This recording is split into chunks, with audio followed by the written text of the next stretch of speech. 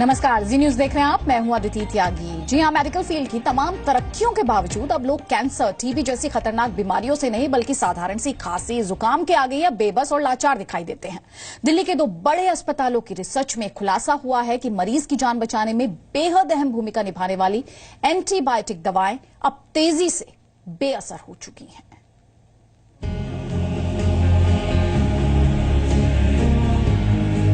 किसी को 1 महीने से बुखार है, लेकिन ठीक होने का नाम नहीं ले रहा। फिर भी उसके हिसाब से कोई आराम नहीं पड़ता। 3 दिन का भी कोर्स होता है, 5 दिन का भी होता है, कोई फर्क नहीं पड़ता। किसी की खांसी तेज एंटीबायोटिक दवाएं लेने के बावजूद ठीक नहीं हो पाई। खांसी है तो उसके लिए डॉक्टर्स ने रिकमेंड किया हुआ है एंटीबायोटिक, बट मैं यूज कर रही हूँ तो मुझे कोई रिलीफ नहीं मिल रहा है उससे। तो कोई बिना जाने ही दवाएं खाए चला जा रहा है। एंटीबायोटिक का 5 दिन का कोर्स करने के बाद भी टेस्ट ठीक नहीं होते हो तो फिर आपको स्पुटम बलगम की जांच करानी होगी। इन सबसे बड़ी दिक्कत अब उन मरीजों के लिए आ चुकी है जो गंभीर हालत में अस्पताल के आईसीयू में भर्ती करवाए जा रहे हैं। अस्पताल में गंभीर हालत में पहुंचने वाले मरीजों पर अब एंटीबायोटिक दवाएं तेजी से बेअसर हो रही हैं। दिल्ली के गंगाराम अस्पताल में नवंबर 2014 से दिसंबर 2015 के बीच आईसीयू में भर्ती किए गए 234 मरीजों पर रिसर्च की गई। नतीजों के मुताबिक 70% मरीजों पर एंटीबायोटिक दवाओं ने असर नहीं किया, यानी गंभीर हालत में अस्पताल पहुंच रहे मरीजों के बेमौत मारे जाने का खतरा अब बेहद बढ़ चुका है। नॉन रेजिस्टेंट बैक्टीरिया से जिनको इन्फेक्शन होता है और रेजिस्टेंट बैक्टीरिया से जिनको इन्फेक्शन होता है, उसमें 2.5 गुना इंक्रीज चांस है डेथ का उन पेशेंट्स में। सो ये काफी सिग्निफिकेंट नंबर है और ये अक्रॉस द कंट्री है। और ये प्रॉब्लम देखिए स्टेडीली राइज किया इंडिया में। एग्जैक्टली कोई टाइमलाइन बताना कि इस डेट से ये बढ़ा है ऐसा नहीं, बट लास्ट 8-10 साल में हमने सिग्निफिकेंट स्टेडी राइज देखा है। इस चीज में काफी इंक्रीज किया है लास्ट 8-10 ईयर्स। एंटीबायोटिक दवाएं शरीर में बैक्टीरिया से होने वाले इन्फेक्शन से लड़ने का सबसे असरदार तरीका है, लेकिन बिना जरूरत के दवाखाने पर ये बेअसर होने लगती हैं। डॉक्टर इन खतरों को जानने के बावजूद मरीज को जल्दी भला चंगा करने की जल्दबाजी में बिना जांच किए ही दवा लिख देते हैं। इस सच की तस्दीक करता है राजधानी के एम्स में हुआ एक सर्वे। एम्स के फार्माकोलॉजी डिपार्टमेंट ने नवंबर 2014 से लेकर दिसंबर 2015 के बीच दिल्ली एनसीआर के 500 डेंटिस्ट का सर्वे किया। सर्वे में पता चला कि 74% डॉक्टर शरीर में बैक्टीरिया की जांच करवाए बिना ही मरीजों को एंटीबायोटिक दवाएं दे रहे हैं। केवल 26% ने टेस्ट के जरिए ये जानने की कोशिश की कि वास्तव में इन दवाओं की जरूरत है भी या नहीं। पब्लिक अवेयरनेस भी बहुत जरूरी है डॉक्टर्स के लिए और आम जनता के लिए भी कि छोटी छोटी बीमारी में अनावश्यक रूप से एंटीबायोटिक न लें, और अगर लें तो उसको जहां संभव हो कल्चर सेंसिटिविटी के बाद में लें, और जहां संभव हो उसको उचित मात्रा में उचित ड्यूरेशन तक ही लें। WHO ये चेतावनी दे चुका है कि बिना जरूरत अगर एंटीबायोटिक दवाओं को खाया जाता रहा तो बहुत जल्द दुनिया ऐसे दौर में होगी जब मरीजों का इलाज करना लगभग नामुमकिन हो जाएगा। ऐसी स्थिति में टीबी जैसी गंभीर बीमारियों का इलाज असंभव हो जाएगा। कई तरह की सर्जरी और कैंसर का इलाज भी एंटीबायोटिक दवाओं पर निर्भर है। इसके अलावा HIV और मलेरिया की दवाओं के कमजोर होने की चिंता जताई जा रही है। साधारण खांसी और बुखार जैसे मर्ज भी लाइलाज होने का खतरा बना हुआ है। टीबी के लिए हमारे पास फर्स्ट प्राइमरी ट्रीटमेंट सिर्फ 4 ड्रग्स हैं। उसके बाद हम 6-7 ड्रग्स जो हैं बाकी ड्रग्स ऐड कर देते हैं। तो बेसिकली अगर देखा जाए तो इसके लिए एक भंडार नहीं है दवाइयों का।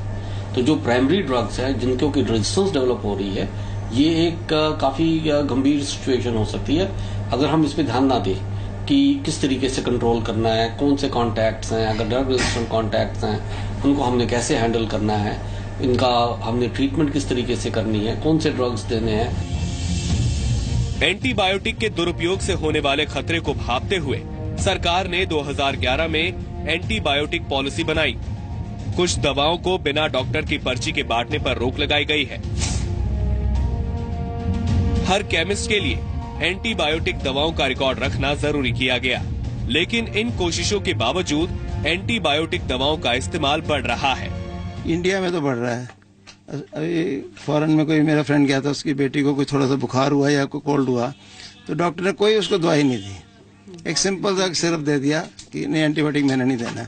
हमारे इंडिया में वैसे ये जिसके पास भी जाओ सबसे पहले एंटीबायोटिक लिखता है। ज्यादा प्रिस्क्राइब तो हो ही रही है। एक जीपी जनरल फिजिशियन भी और एक सुपर स्पेशलिस्ट सब लिखते हैं। कुछ डॉक्टर्स हैं जिनके असूल हैं, वो 3 दिन तक वेट करते हैं। यही वजह है कि एंटीबायोटिक दवाओं को लेकर केंद्र सरकार सरकारी अस्पतालों में डॉक्टरों को जागरूक कर रही है। Indian council for medical research यानी ICMR ने देश के 70 सरकारी अस्पतालों के लिए एंटीबायोटिक दवाओं के इस्तेमाल पर लगाम लगाने के लिए कार्यक्रम चलाया है। मरीजों को भी समझाने पर जोर दिया जा रहा है कि अपनी मर्जी से दवाएं ना लें और अगर दवा लेनी ही पड़े तो एंटीबायोटिक दवाओं की पूरी खुराक लें, बीच में दवा ना छोड़ें।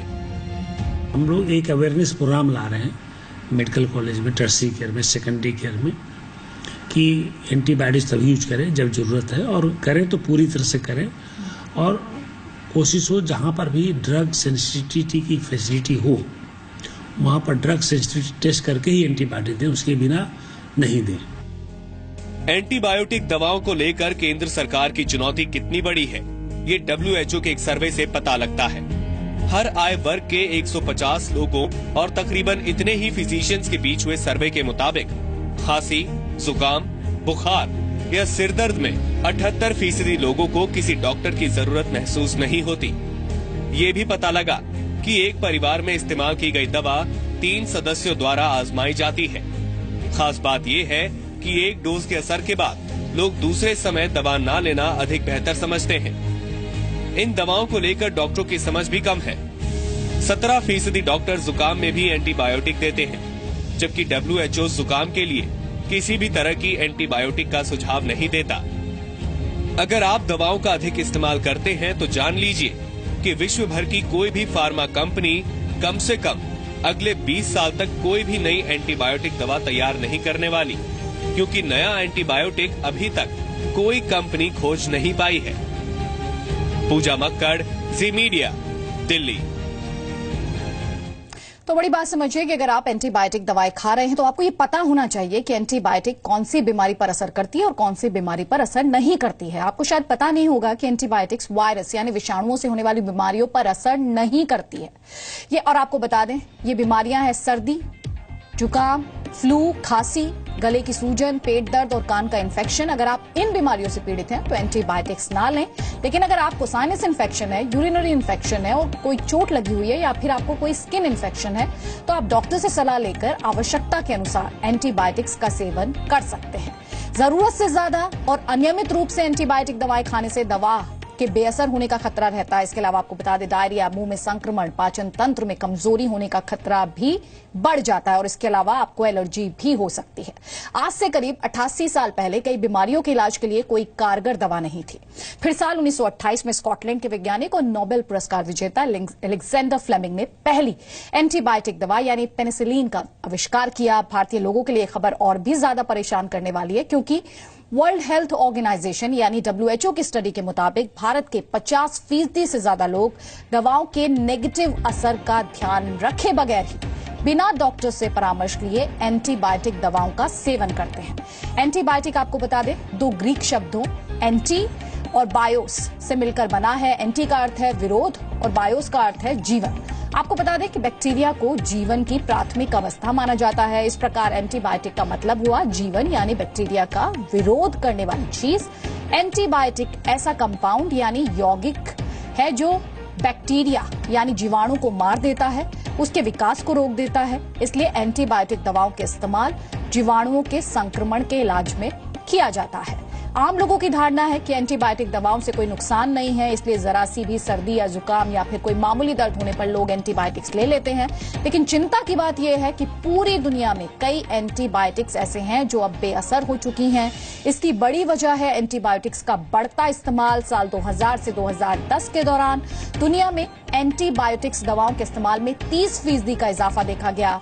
साल 2010 में सबसे ज्यादा एंटीबायोटिक दवाएं खाने के मामले में भारत नंबर 1 पर रहा और साल 2010 के दौरान भारत में 1300 करोड़ एसयू यानी स्टैंडर्ड यूनिट, चाइना में 1000 करोड़ और अमेरिका में 700 करोड़ एसयू एंटीबायोटिक दवाओं की खपत हुई। एसयू यानी स्टैंडर्ड यूनिट को आप साधारण भाषा में एक डोज कह सकते हैं। भारत में वर्ष 2010 में टीबी के 4,40,000 नए मामले सामने आए, जिन पर एंटीबायोटिक का कोई प्रभाव नहीं देखा गया। इसमें से लगभग 1,50,000 लोगों की मौत हो गई थी।